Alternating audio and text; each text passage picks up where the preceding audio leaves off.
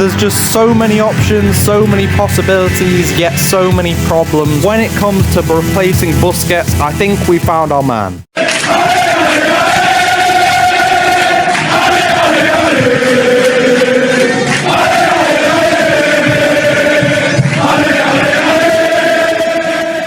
What's up, coolers, and welcome back to Barça Dream Team. And today we're going to be discussing Barca's potential Busquets replacement.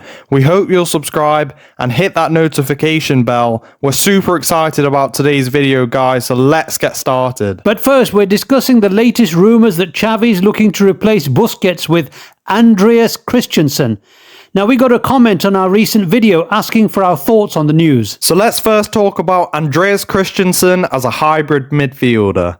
If we were to start with a 4-3-3, then during build-up, Christensen would step out of defence and go into the holding role. The entire team would shift with Xavi going out wide, possibly taking up a second striker role like we've discussed in previous videos. Ansu comes in field partnering Robert Lewandowski up top, and Dembele is going to hug the right touchline. Frenky's going to move into the space which Gavi's left behind, playing higher up the field as an interior with Pedri. And the back line becomes a lot more compact. And that's why I feel like if we were to go down this route, we need someone like Alonso or Martinez instead of Balde, someone who can play both left back and left centre back. So already that limits this system to when Balde is injured, because I don't see us benching him when he's fit. Now, some coolers might be worried about the possibility of Christensen playing in midfield. After all, he's proven to be a top quality centre-back at Barca, so is there really a need to play him out of position? But after being turned down by Zubimendi, Amrabat, Kimmich and Marcelo Brozovic, could this be a temporary fix to a problem which has frustrated us all summer?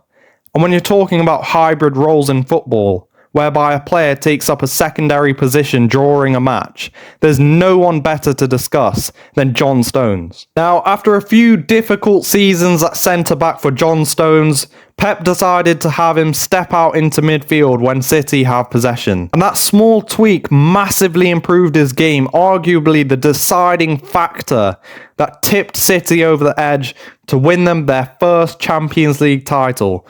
So could we see Xavi do something similar with Andreas Christensen?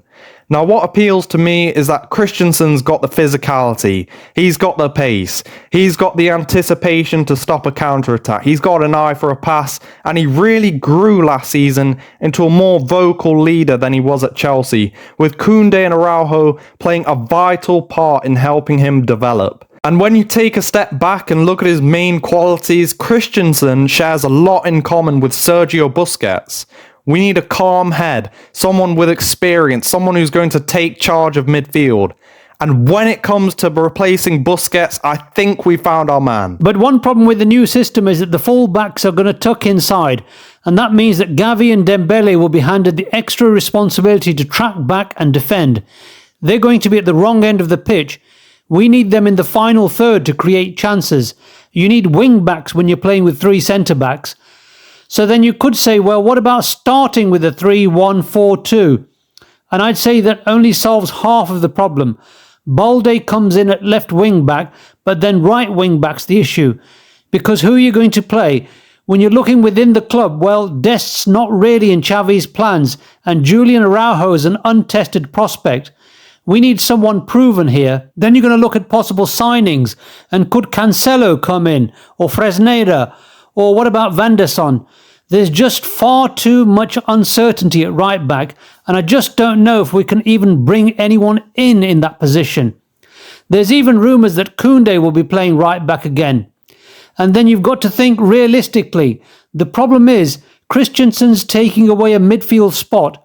Would we really bench Gundogan and Xavi and only play with two established midfielders? I'm not too sure on that.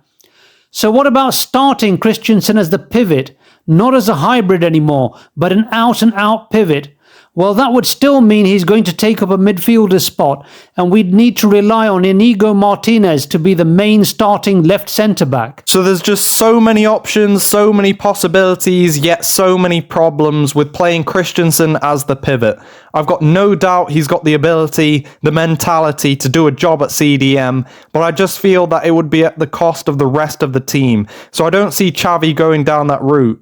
But let us know in the comments, guys, do you think Xavi will do it? Should we play Christensen as the pivot? Should he play as the pivot or as a hybrid centre-back? Let us know down below. So if you like this video, guys, and you want to stay up to date with Xavi's Barca Dream Team, make sure to hit that notification bell. Subscribe to BDT, and we'll see you next time. Visca Barça!